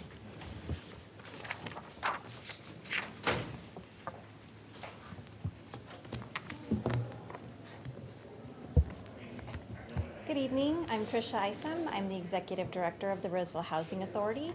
And tonight I have with me here Susie Cook-Turner. She is our Deputy Director, and she's going to be presenting the Roseville Housing Authority Annual Plan for 26-27. Thank you. Good evening, members of the Housing Authority Board. Tonight I will be presenting Roseville Housing Authority's annual plan for fiscal year 2026-27. All housing authorities must submit an agency plan each year, which includes two parts, the 5-year plan and the annual plan. Since we submitted our 5-year plan last year, our annual requirement now focuses on updating HUD through the annual plan. The annual plan outlines RHA's objectives and priorities for the upcoming fiscal year and aligns with the broader goals established in the 5-year plan. A 45-day public comment period is required for all draft agency plans. For the current planning cycle, the public comment period was noticed on February 13th, 2026, and closes this evening, April 1st. As of this time, staff has not received any public comments. RHA is required to submit its board-approved annual plan to HUD by April 15th each year. Next, I would like to give you a brief overview of the work that we've been doing across the Housing Choice Voucher Program this year. We continue to focus on expanding the supply of assisted housing. RHA oversees a portfolio of 842 vouchers, with 25% of those geared towards assisting unhoused families or those at risk of becoming unhoused. We support 6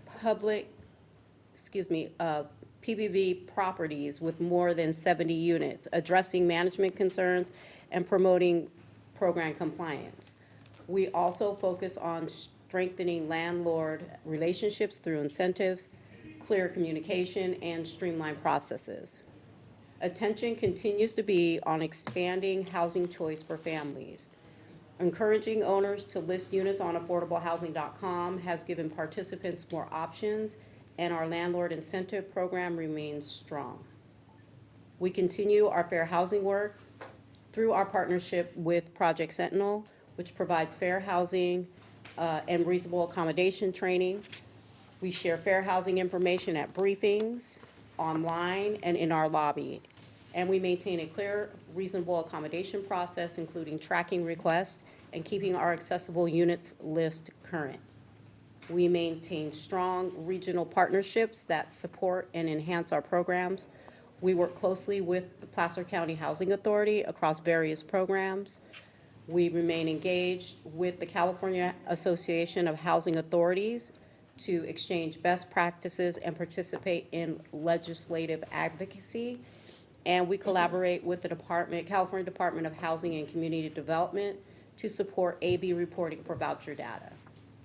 Our VASH program continues to be a major strength with 100 vouchers in use, a 97% lease-up rate, and newly awarded additional vouchers from HUD. We also manage 43 Main Street vouchers, 20 Foster Youth Initiative vouchers, and several other special programs. Roseville Housing Authority remains committed to expanding capacity and connecting more families to affordable housing. So to go on to some of the challenges and accomplishments, each year HUD's regulatory requirements grow more complex, and the pace of change keeps accelerating. We are managing expanded compliance, increased reporting, and the constant challenge of adapting to federal guidance that shifts rapidly and sometimes unexpectedly. Staying aligned with these challenges and changes requires continual focus. We've navigated significant staffing challenges this year that have really stretched our team. Even with these pressures, staff has stepped up to ensure families continue to be served without major disruptions. Despite these challenges, RHA has earned high performance status from HUD for 21 consecutive years, a reflection of consistent quality and accountability. One of our strongest achievements is our ongoing landlord recruitment and retention work. Since launching the Landlord Incentive Program in 2023, RHA has brought 75 new landlords into the program. This work is critical to expanding housing opportunities and stabilizing voucher success. The Family Self-Sufficiency Program continues to be a bright spot, with graduates earning more than $64,000 in escrow savings this year. Through the program, one household has started the process of achieving homeownership using their earned savings and graduating the FSS program early. Our commitment to customer service sets Roseville Housing Authority apart. We respond quickly, offer respectful, solution-focused support, and collaborate early to help participants navigate challenges. Our staff is at the heart of our success, and I'm grateful to lead such a true dream team. Their dedication and respect for every participant guides everything we do. So tonight, staff recommends that the Housing Authority Board receive public comment on these items and adopt the resolution authorizing the submission of the fiscal year 2026-2027 annual plan to HUD. This concludes my presentation. I'd be happy to answer any questions. Okay, thank you. Are there any questions? Yeah, just a couple. Start with you. I'm sorry, I missed FSS stands for? Family Self-Sufficiency Program. Is that a program where? I can explain, yes. Yeah. So in the Family Self-Sufficiency Program, a family agrees to sign a contract of participation for 5 years in the program. They set a goal that is measurable, and at the end of the 5 years, in order to obtain, and I'll explain how they get their escrow savings, in order to obtain that escrow savings account, they must be employed, they must be cash aid or welfare-free for 1 year, and they must have accomplished their goal. So as a family who has earned income comes onto the FSS program, the more that their earned income increases, the more their rent portion increases that they take on. That means the housing authority pays less subsidy. So that difference that we are no longer paying to their landlord, we are instead paying to them in an escrow savings account that earns interest over the 5 years. Okay. So the more that they work and earn, the more money goes into that account. And likewise backwards, if they were to lose hours or lose a job, and go back down to where we're paying more subsidy, we're paying less into their escrow savings, but if they don't lose that account, it stays there and it earns interest. Good. That sounds very, very positive. I want to talk about the landlord incentive program. Sure. Landlords big and small, from just one unit to what's the biggest number of units? 356. Yeah. So a multifamily. Is it traditional just brick and mortar, or does it include mobile homes? Mobile homes are allowed to be on the program. We don't have any at this time, but they are allowed to be on the program. There are specific guidelines for that and policies for that type of rental where safety is concerned and certain things about tie downs, and then space rent. Okay. You don't have any okay. Because I know when Councilwoman Rakucci and I had a coffee, we had a group of folks from Diamond K come talk about the people that now own the park, they rent the land, right? And talking about a legislation that caps rents. That is, I guess there's 30 jurisdictions in California, and then there's a United States senator from New Hampshire that has introduced something like that. So anyway, because they're concerned about it. Thank you. Any other comments? I have a Or question, just with what Bruce said. The difference between, or is there a difference between capping your cost if you're in a mobile home versus renting out of a mobile home, where their cost is going up? I know I've heard things about working on landlords that can't raise their rent. Is there a difference between in a mobile home versus doing that? Somebody else owns maybe some apartments that are not mobile homes. So HUD requires that we do comparables, and so when we compare for rents, they would have to be mobile homes compared against mobile homes. and the laws or the rules for raising rents, we go with through the state. And right now, we don't allow increases for rents over 10% per year of ask. And it doesn't guarantee that they would get 10%, because if it is not considered rent reasonable for the area, for the age of the unit, for the condition of the unit, then that particular rent increase may not be granted. Okay, no, But it's the same across the board for. it does, For that's my, everybody. it does, yeah, whether you're in a mobile home park or out on someplace else. Correct. Thank you. Any other questions, comments? Okay. We will open it up to public comment. Does anyone from the public wish to comment on this topic? Okay, not seeing anyone, we'll close public comment. We'll close the public hearing. And then, are there any other questions before we move forward? Okay, so we will ask the clerk to read the motion. Thank you. On item 21, the City Council will consider the recommendation to adopt Resolution 26-3, approving fiscal year 2026-27 annual plan. May I please have a motion to approve? So moved. Second. Okay. What Bruce said. Thank you. With that, we'll start roll call with Councilmember Hattushaw. Yes. Councilman Mendoza. Yes. Councilmember Tucci. Yes. And Vice Mayor Albert. Yes. Thank you. Motion passes. Okay, we will move to the next public hearing. So I will open public hearing and invite our Developmental Services Planning Department staff up for the presentation. Yeah, good evening, council members. My name is Derek Ogden. I'm a senior planner. I have with me Sean Morales, who's an associate planner. He's going to be presenting the item for you this evening. Good evening, Vice Mayor and council members. Tonight I'm here to present the resolution to set a hearing for the Campo Street Abandonment Project. The project is located on a portion of Campo Street between Alta Vista Avenue and Coronado Avenue that passes through the Roseville High School campus.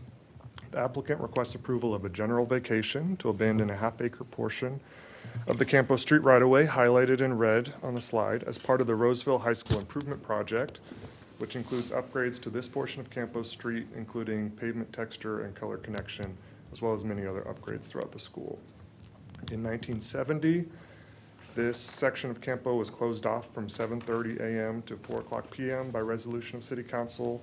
In 2013, those hours were expanded to 6:30 a.m. to 4 o'clock p.m.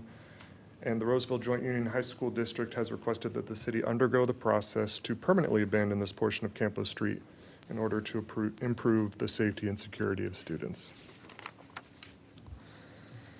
So the California Streets and Highways Code has a specific set of procedures for abandoning right-of-way that I outline here. First, an interested person makes the request, such as the district. Then the city council must adopt a resolution to set a public hearing date, which we are recommending for May 6th. I should note that the resolution included with your staff report incorrectly states the location of that hearing would be at 311 Vernon Street. There was an update just today that the council chambers remodel will not be ready by May, so the location of that meeting would be here at 116 South Grant Street. If the resolution is adopted, then a hearing notice is posted every 300 feet on the right-of-way and for 2 consecutive weeks in the newspaper. And then the public hearing is held for the abandonment on May 6th, and council acts on whether or not to adopt the resolution to vacate the right-of-way. And if adopted, the resolution is recorded with the county recorder.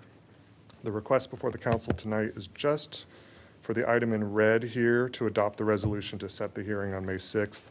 And the details and merits of the abandonment would be discussed at that future meeting. A neighborhood meeting was held for this project on November 3rd, 2025. It was at Roseville High School with staff and city staff and Roseville Joint Union High School District staff in attendance.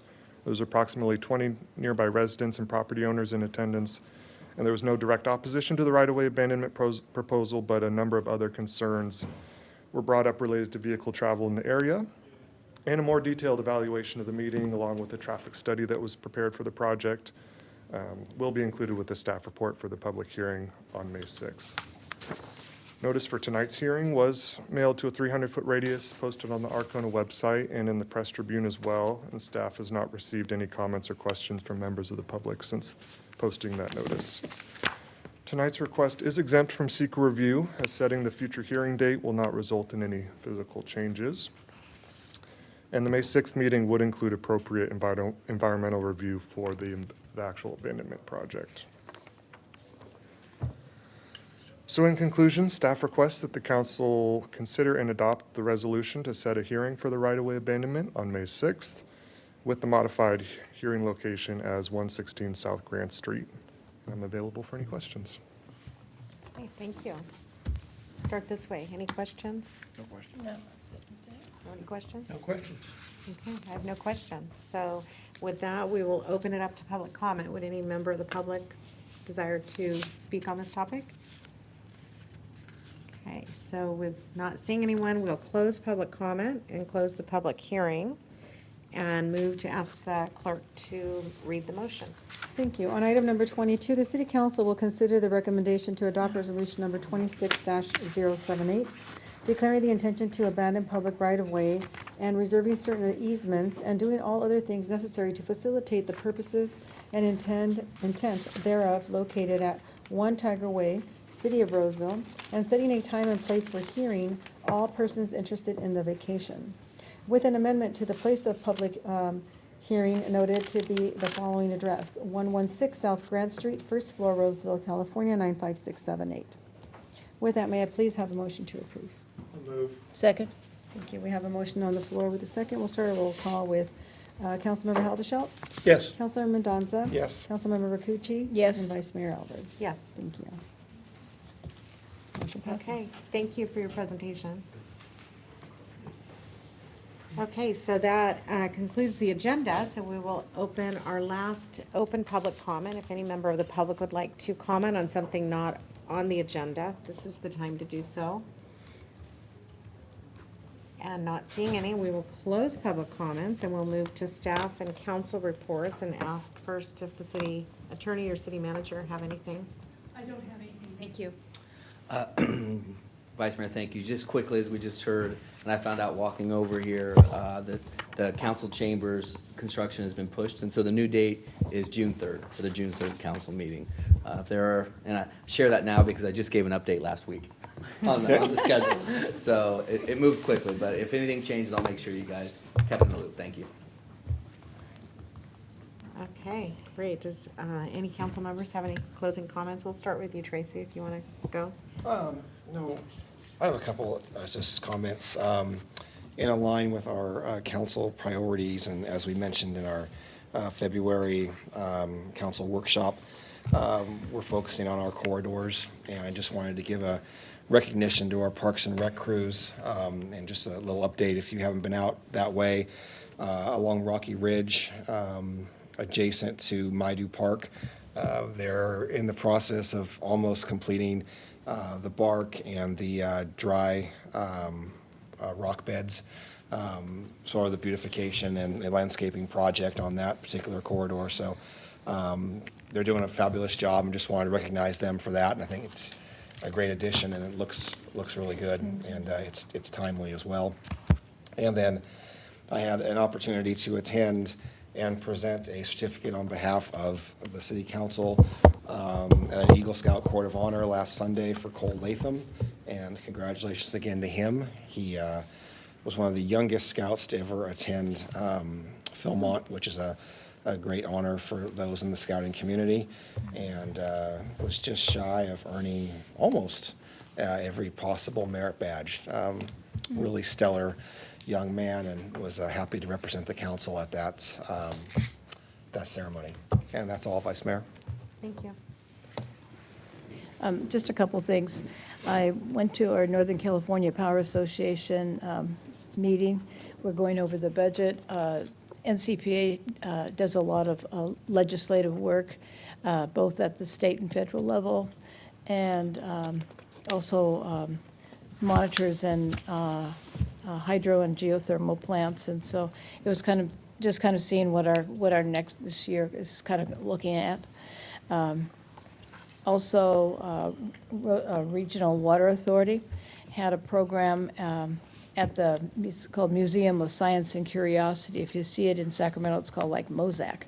But the facility actually is real unique. It almost looks like ours that we have there at Martha Riley, but a little, a little bit different. It's more hands-on things just like ours, but it's on water issues and electric issues. And so that was really good. It was timely because why I actually was there is they used one of the rooms to receive feedback on watershed adaptation here in the region.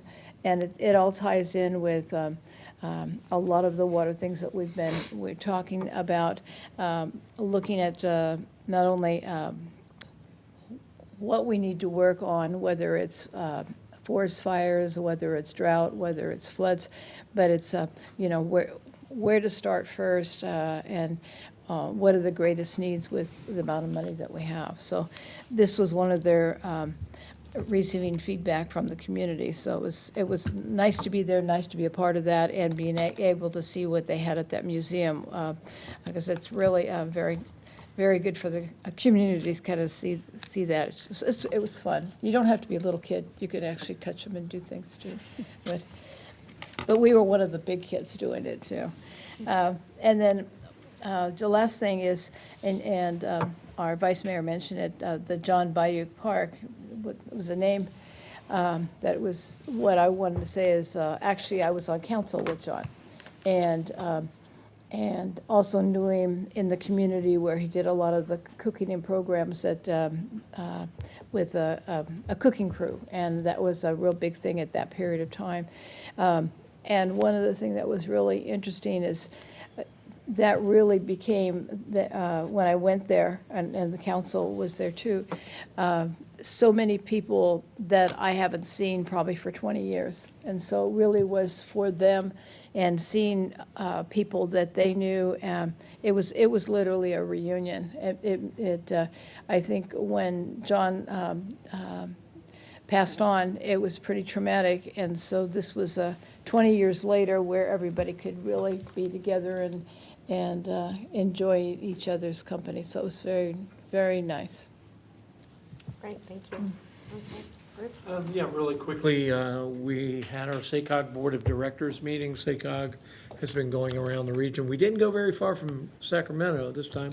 We went across the river to West Sacramento to see what they're doing around Sutter Health Park. I almost called it Raley's Field. Sutter Health Park, my God, if you haven't been in West Sacramento lately, it is changing incredibly. We took a little bus tour. As part of our meeting, the water form agreement was on consent. I pulled it off consent so the staff could explain that they were part of the public group. There are a number of groups. There are water purveyors. There's the business community. There's the environmental community. And then the public community. So SACOG, along with SAFCA, which is a flood control agency, are part of the public group. We had our PCTPA, Placer County Transportation Planning Agency board meeting last week as well. We heard from our state and federal lobbyists. Our state lobbyists said it probably pretty well. The budget will be balanced until Election Day. And our federal lobbyist said, we're not sure what's going on back here. But, it was insightful because this is the year in which the Transportation Reauthorization Act was supposed to, the Transportation Act was supposed to be reauthorized. Like Councilmember Mendoza, I attended an Eagle Scout ceremony. This was for troop, I'm gonna get this wrong, 1501, because the boys are 1051, girls are 1501. And so Madison Proctor earned her Eagle Scout. And the last thing I will say is that Roseville is the site of the Gold Trail or the Daughters of the American Revolution. The Gold Trail chapter encouraged the Daughters of the American Revolution to bring their America 250 traveling display. And it will be at our downtown library here until April 10th. Thanks, that's it. Okay, thank you. I just have a few things to update. It has been a busy couple weeks, I think. Last week, I had the opportunity to speak on a panel for Women's History Month. And for the public may not know, but the city has an internal inclusion committee that provides, plans events for city staff. And it was really an honor to come in and speak with some other women leaders and meet and greet with some of the staff and just recognize Women's History Month. Also, last week, I was able to represent the city at Sun City's Board of Directors. They just graduated their 5th class of a leadership program that the residents actually run to help them really get more invested in the governance of the organization, understand the strategic plan, the budgeting, how decisions are made. And I think many people within the community and groups like that ultimately come outside the borders of that program and participate in the city as well in some of our volunteer opportunities. So it was nice to actually be able to be a part of that. And then, is it next week? Union Pacific, Roseville is welcoming back the big boy. And so just for the public to know, there's going to be a public viewing. I think they arrive the evening of the 9th, but there'll be a public viewing on April 10th from 1 to 5, and then again on the 11th, which I believe is a Saturday, from 9 to 3. And then they'll take off on the 12th. So if you didn't have an opportunity to do it when they were here a couple of years ago, it does get crowded, but it's a really fun event. If you have kids or family members that like trains, it's kind of a fun thing to come out to. And the weather's going to be reasonable this time. Is it? Yes. Yeah, last time I was here No was 90 degrees? 115 degrees last time I was here. It was not pleasant. It was not. Not pleasant at all. No, and enjoy the little bit of cooling before it gets hot again here. With that, I'll adjourn the meeting, and we will have our next meeting here in these chambers on April 15th in a couple weeks.